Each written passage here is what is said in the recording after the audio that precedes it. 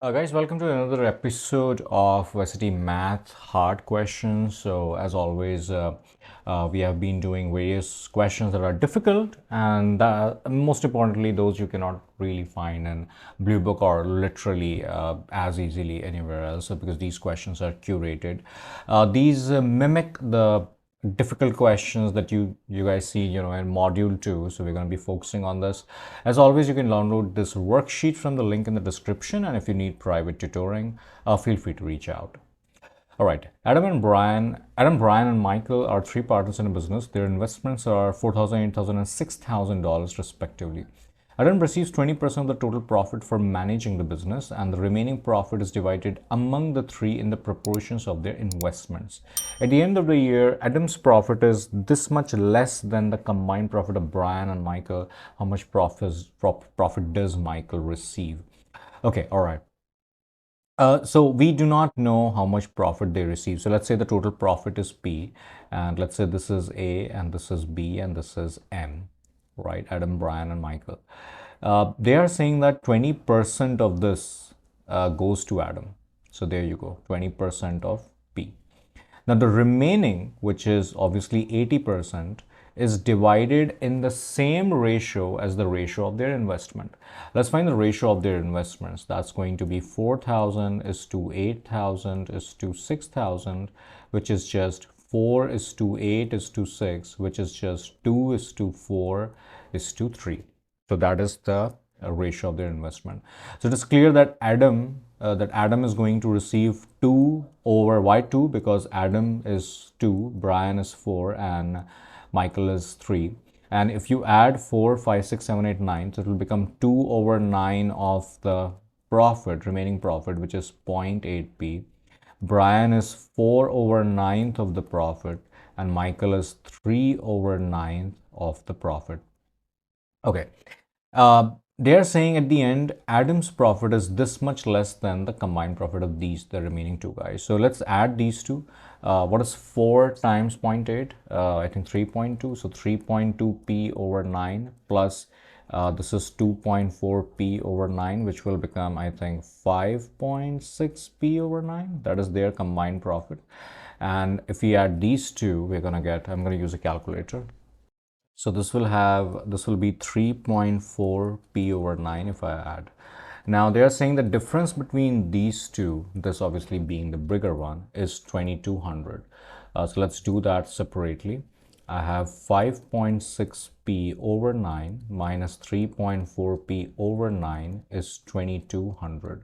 5.6 minus 3.4 is, I think, 2.2. P over 9 is 2200. So from here, the value of P is multiply both sides by 9 and divide by 2.2. So P comes out as 9,000. That is the total profit. What are they asking? They are asking what is the profit that Michael receives. Okay, so Michael receives this much, right? So I'm gonna say that I need to find what is 3 over 9 times 0.8 times 9,000, and this comes out as 2,400. So that is the profit that Michael receives. And do we have this in the options? Yes, we have as option B. So that's the correct choice. Okay, find the roots of the quadratic equation. This, okay, extremely gross options, but okay, there is one way in which you can just plug in random values of A and B here and then find the actual roots using Desmos. Put the same A and B over here, just make sure that A is greater than B, because otherwise, this will become a square root of a negative number, which is imaginary, and then compare that which one is, is matching. So that's definitely a way. I'm just going to do this traditionally using quadratic formula, just to make sure that in case they trick this and they give this question as student response by tweaking it a little bit, you should still be sorted. So using quadratic formula, x is equal to minus b plus minus square root of b square, square of negative 2a, which is 4a square, minus 4 leading coefficient times the constant over 2 times the leading coefficient.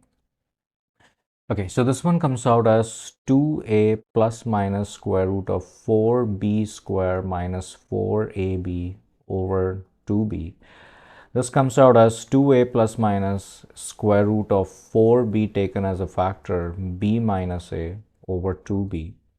This will become 2a plus minus, this will become square root of 4 is 2 and square root of b is just square root of b, and this will be square root of b minus a. Sorry, I made a mistake here. This is a. I don't know how it became b. Obviously, that's just a. Let me quickly correct that.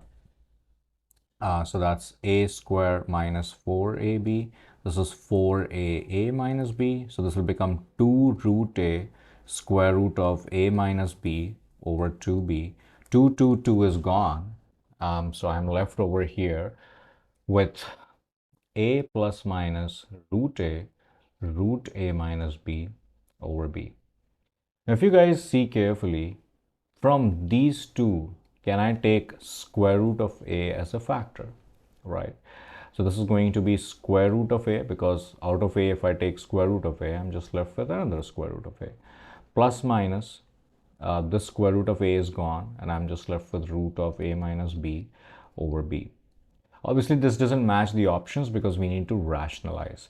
So let's take a plus sign and rationalize with that. So let's say uh, this is square root of a plus square root of a minus b over b.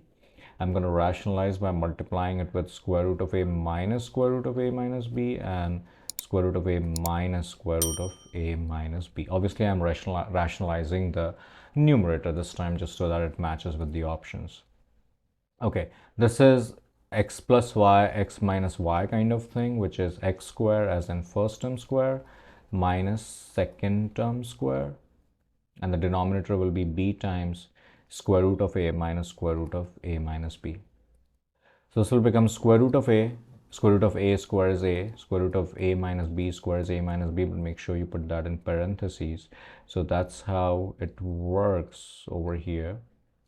And now this x will be equal to square root of a minus a plus b over b times square root of a minus square root of a minus b. These two are gone and I'm left with b. This b is gone with this b. So this root is, the x-intercept is root a over root a minus square root of a minus b.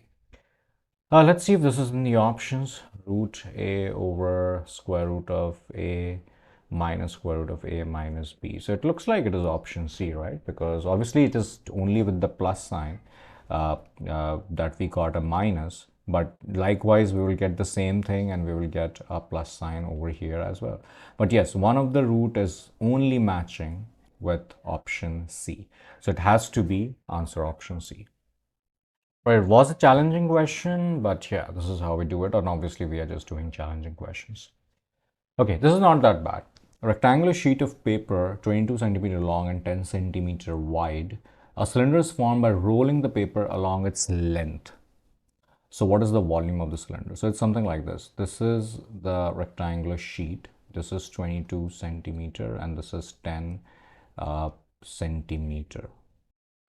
The meaning of rolling along its length would mean that this length is now rolled and it becomes a circle, and the height obviously remains the same, which is 10 centimeter.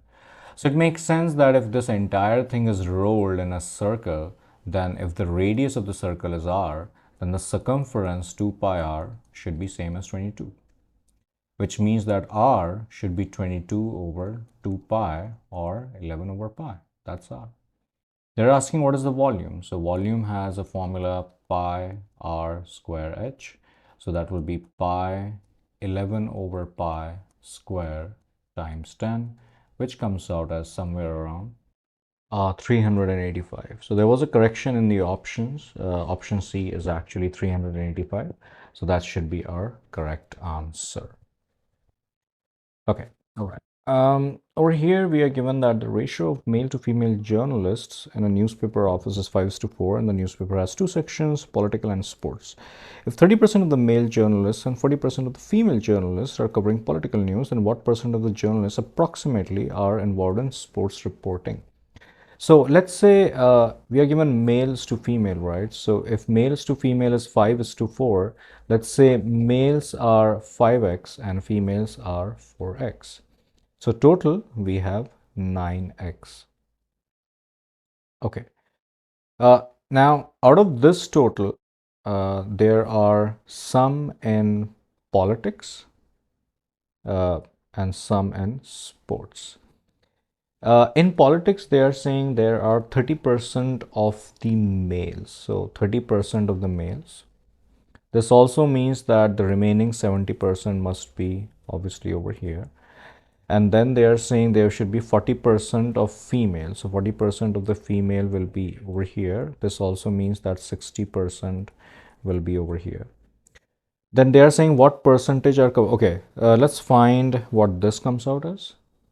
This is 5.9x. Now I want to find that 5.9x is what percentage of 9x. So that will be as simple as 5.9x divided by 9x multiplied by 100. So that comes somewhere around 65.5 percentage. So that should be option A. Right, a hemispherical ball is filled with hot water to the brim, and the contents of the bowl are then transferred into a cylindrical vessel whose height is 50% more than its radius is 50% more than its height. So cylindrical vessel is something like this. They are saying that the radius is 50% more than the height. Let's say the height is h and this is r. So r is 50% more, which means that it is 1.5 h. Okay. If the diameter of the bowl is the same as that of the vessel, okay, that's a very important thing. What is the diameter of the vessel over here? That will be 2r, of course. So what is the value of 2r? That's just multiplying both sides by or replacing r by 1.5h. So that's going to be 3h. So this 3h is also the diameter of the bowl, right? This is a hemispherical bowl over here, and this has a radius which is diameter of 3h, so the radius will be obviously 1.5 h over here. So if the diameters are same, this also means that the radius are same. Okay, excellent. So what is the volume of the hot water in the cylindrical vessel is what percentage of the vessel? Okay, so the volume of the hemisphere, which is just half of the volume of the sphere, is formula is 2 over 3 pi r cube, and the radius is 1.5 h already. If you plug that in calculator, then in terms of pi and h, our answer comes out as 2.25 pi h cube. Now let's find the volume of the cylinder. That's going to be pi r square h. R is already 1.5 h square h. 1.5 square is 2.25. So 2.25 pi h cube. That is the volume of the cone. And this is the volume of the hemisphere. Clearly, they both are equal. So they're asking the volume of the hot water in the cylindrical vessel is basically 100% of the vessel, because it will also completely fill the cylindrical vessel. Right? Makes sense? Okay, last question is, if decreasing if decreasing 70 by x percent yields the same result as increasing 60 by x percent, then what is the x percent of 50?